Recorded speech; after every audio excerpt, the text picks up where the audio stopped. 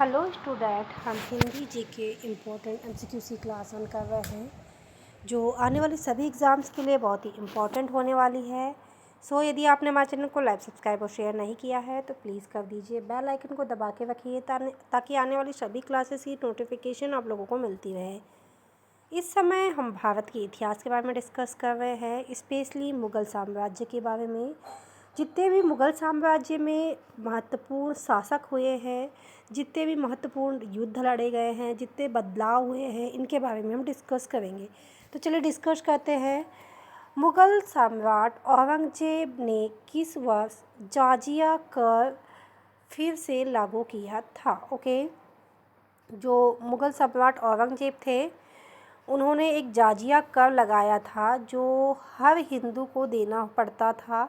ये हिंदुओं के ऊपर लगाया जाने वाला कर है जो अपने धर्म को मानते थे उसके प्रति। Option A 1675, option B 1679, option C 1682, option D 1690। Now right answer is 1669। जो औरंगज़ेब ने क्या किया था, 1669 में जाजिया कर लगाया था जो हिंदू समुदाय से लिया जाता था। इसका विरोध भी हुआ था। कब लगाया था? 1679 में जाजिया कर किस पे? हिंदुओं पर लगाया था। क्यों? ताकि आप अपने धर्म को मानते हो तो उसके लिए आपको कर देना पड़ेगा। Now next question.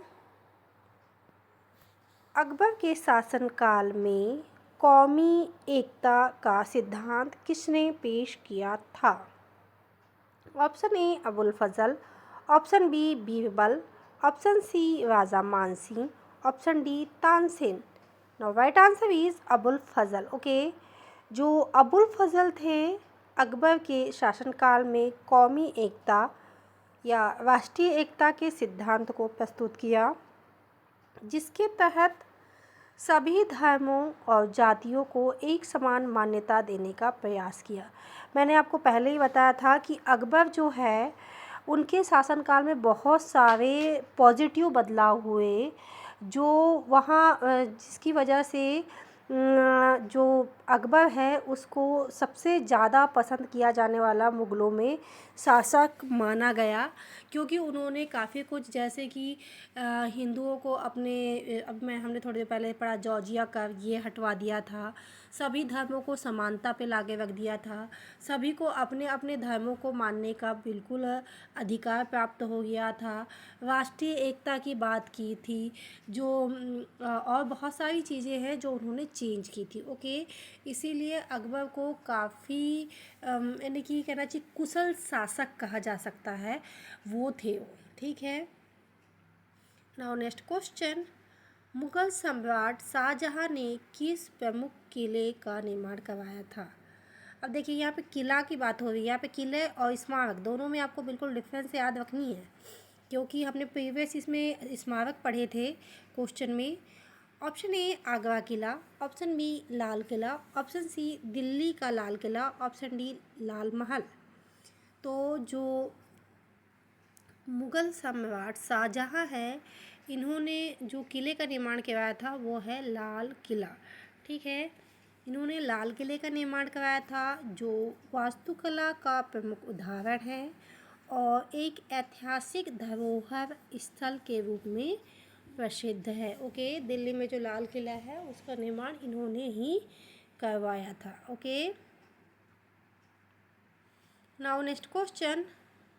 मुग़ल सम्राट बाबर के युद्धों का विवरण किस पुस्तक में मिलता है? देखिए, उस समय सभी ने अपने अपने नामों की बुक लिखवाई थी, अपने अपने शासनकाल का विवरण लिखवाया था, जितने भी शासक हुए थे। इसी की वजह से हमको आज पता चलता है कि उस समय क्या हुआ था। तो जो बाबर है उन्होंने क्या लिखवाई थी, चलिए देख लेते हैं। Option A Baburnama, option B Akbarnama, option C Shahjahannama, option D Tuzuk e Jahangiri. Now right answer is Baburnama. ठीक है, जो बाबरनामा में बाबर की आत्मकथा है, जिसमें उन्होंने अपने युद्धों और जीवन के अनुभवों का विवरण किया है। Okay, now next question, Mughal सम्राट अकबर ने सिंहासन बत्तीसी किसे दिया था? Okay, option A Birbal, option B Raja Mansingh, option C Abul Fazal, option D Tansen. जो सिंहासन बत्तीसी है बीरबल को दिया था। ओके, सिंहासन बत्तीसी बीरबल के बारे में एक प्रसिद्ध कहानी है जिसमें वे अपनी बुद्धिमत्ता और समझदारी के कारण अकबर के दरबार में लोकप्रिय थे। अकबर और बीरबल की कहानियाँ अभी भी बहुत मशहूर है, तो इसी वजह से वो बहुत ही ज़्यादा बुद्धिमानी थे। ठीक है, और उनकी समझदारी के किस्से आज भी फेमस है। नाउ नेक्स्ट क्वेश्चन, मुगल सम्राट अकबर की मशाबदारी प्रणाली का उद्देश्य क्या था? ऑप्शन ए प्रशासनिक विभागों का व्यवस्थित करना, ऑप्शन बी सैनिकों को पद और वेतन देना, ऑप्शन सी भूमि का वितरण करना, ऑप्शन डी धार्मिक सहिष्णुता को बढ़ावा देना। Now right answer is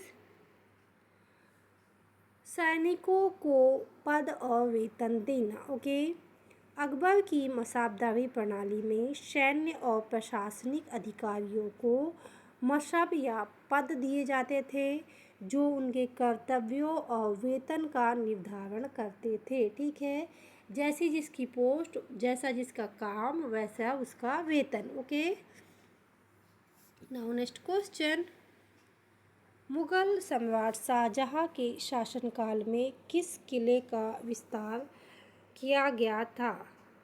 option A Agra किला, ऑप्शन बी दिल्ली का लाल किला, ऑप्शन सी कश्मीर किला।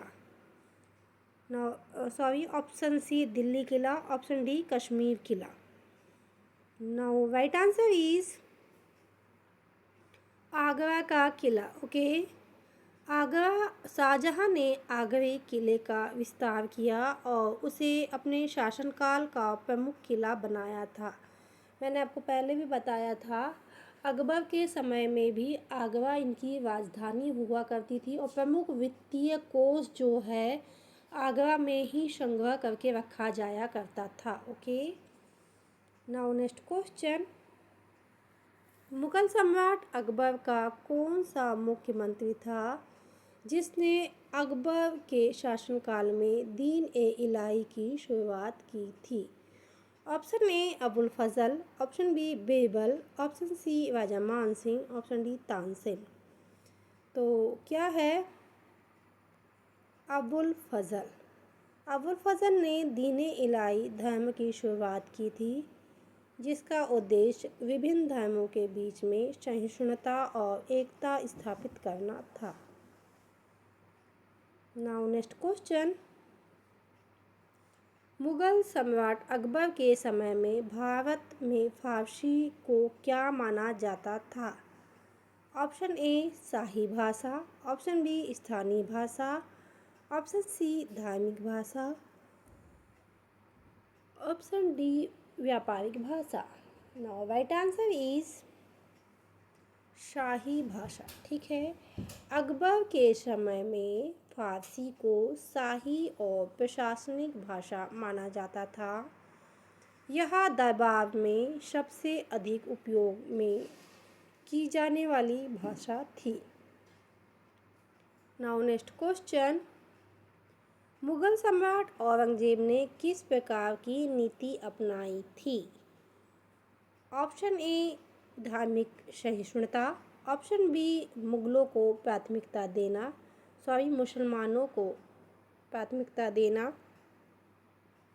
ऑप्शन सी सभी धर्मों के प्रति समान नीति, ऑप्शन डी प्रशासनिक सुधार। जो औरंगजेब है उन्होंने क्या किया था? मुसलमानों को प्राथमिकता देना। ठीक है, औरंगजेब ने अपने शासनकाल में विशेष रूप से मुसलमानों को प्राथमिकता दी थी और हिंदुओं के प्रति हिंदू धर्म के प्रति कठोर नीतियाँ अपनाई थी, जिससे धार्मिक असंतोष पैदा हो गया था। Okay, now next question. Mughal सम्राट अकबर के शासनकाल में सबसे प्रमुख इतिहासकार कौन था? Option A Abul Fazal, option B Birbal, option C Raja Man Singh, option D Salim.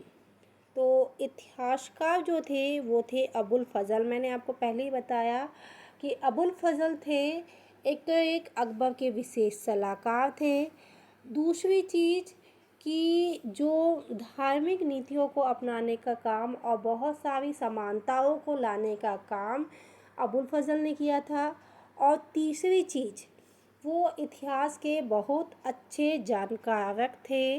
ठीक है, अबुल फजल जो है अकबर के दरबारी इतिहासकार थे, जिन्होंने क्या लिखी थी, अकबर नामा नामक पुस्तक लिखी थी, जिसमें अकबर के शासनकाल का विस्तार लिखा हुआ था। तो मैंने आपको पहले ही बताया कि ये सलाहकार होने के साथ साथ इतिहासकार भी थे। Now next question. साथ ही मैं बता दूं कि अकबर के जो 9 रत्न हैं उनमें भी अबुल फजल का भी जिक्र है। Okay, now next question. Mughal सम्राट शाहजहां ने किस प्रसिद्ध किले का निर्माण करवाया था? तो इसमें देखिए 2-3 बार यही क्वेश्चन चेंज होके आ चुका है, तो आपको समझ आना चाहिए लाल किला। और एक और करवाया था शाहजहां ने, क्या करवाया था? Taj Mahal. Now next question. Mughal सम्राट बाबर ने भारत में किस वर्ष प्रवेश किया था?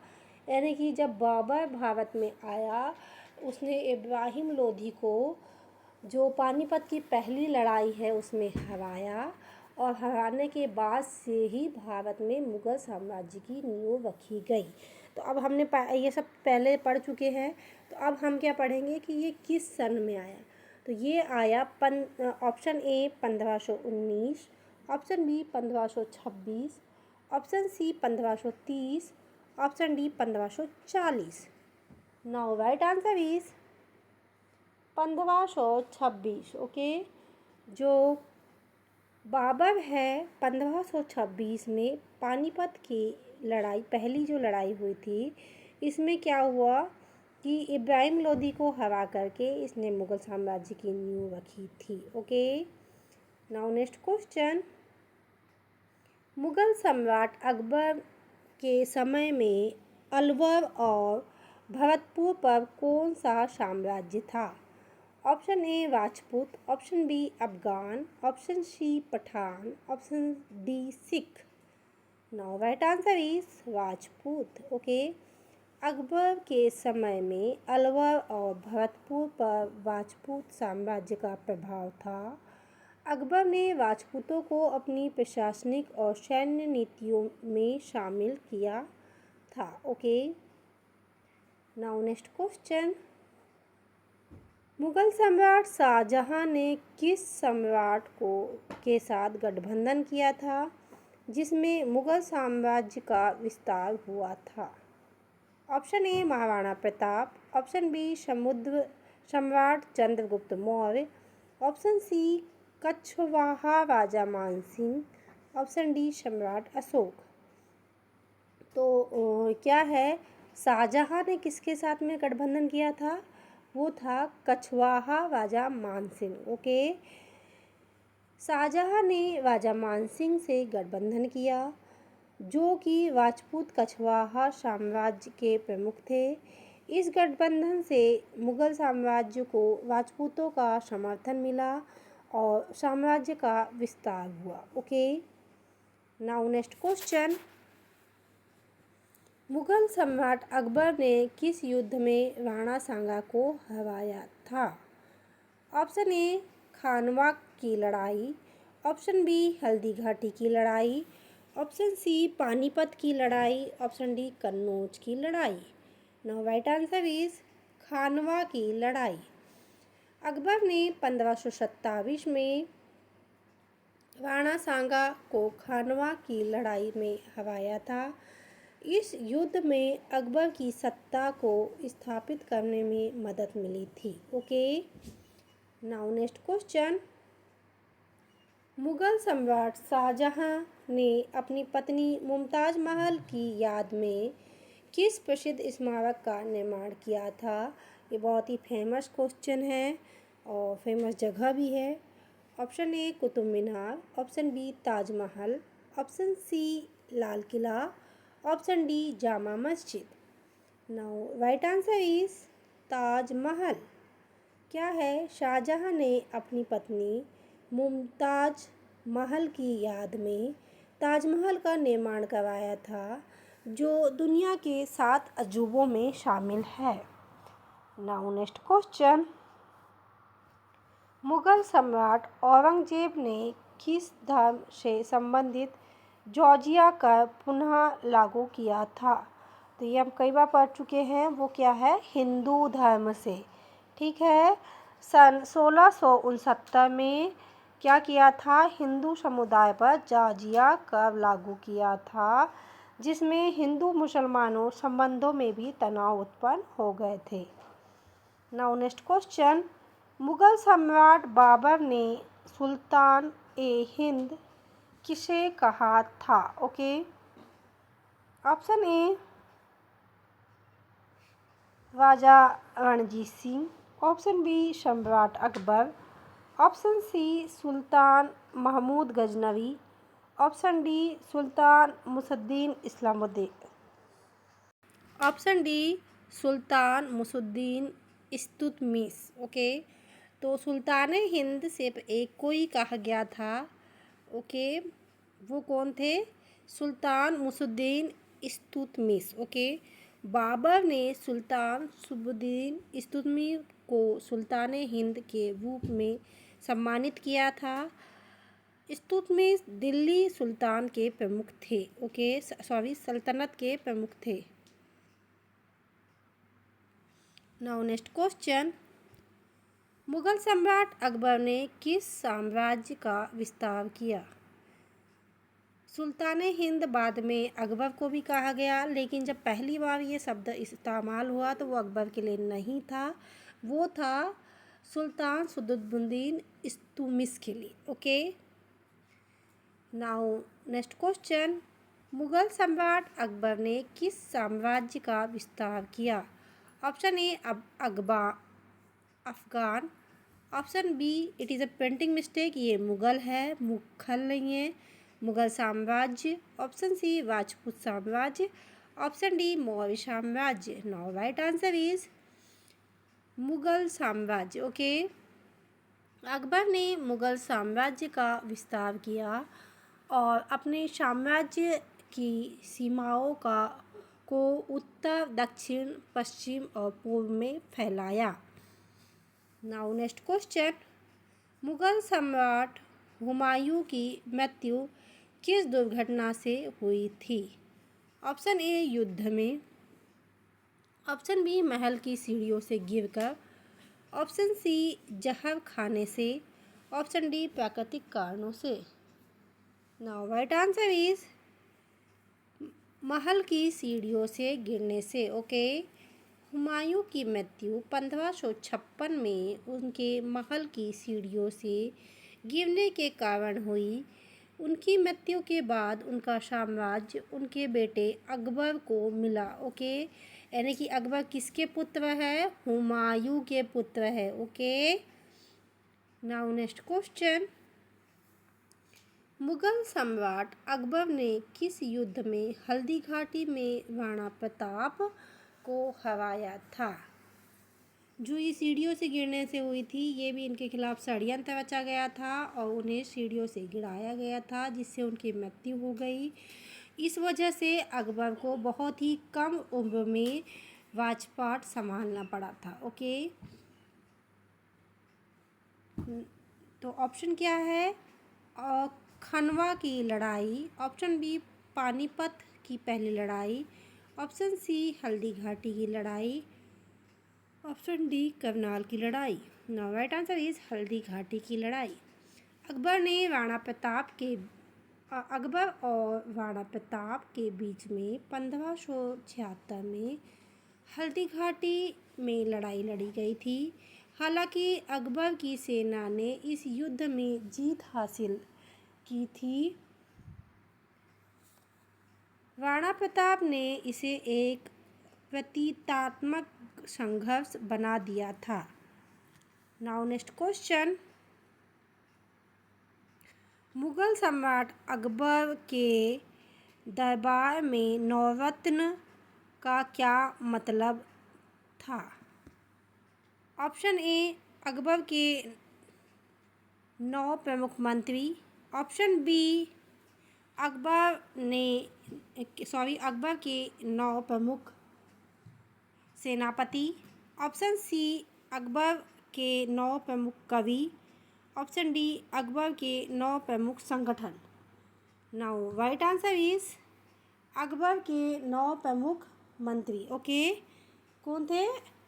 अकबर के प्रमुख 9 मंत्री। ओके, कौन कौन से थे? उनके 9 मंत्री और सलाहकार थे, जिसमें बीरबल, अबुल फजल और राजा मान सिंह और तानसेन जैसे लोग शामिल थे।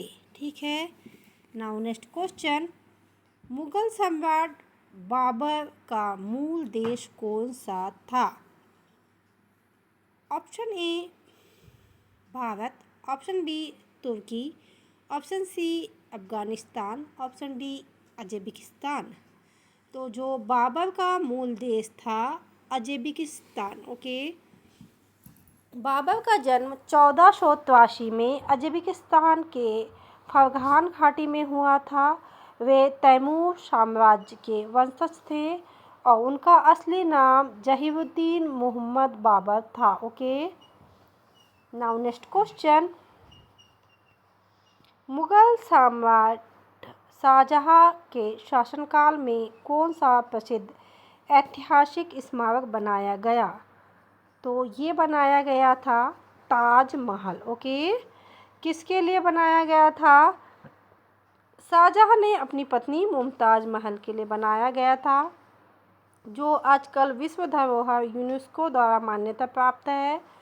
साथ ही दुनिया के 7 अजूबों में भी इसे शामिल किया गया है। ओके, सो स्टूडेंट, ये थे बहुत ही इम्पोर्टेंट MCQ जो हमने आज की क्लास में डिस्कस किए।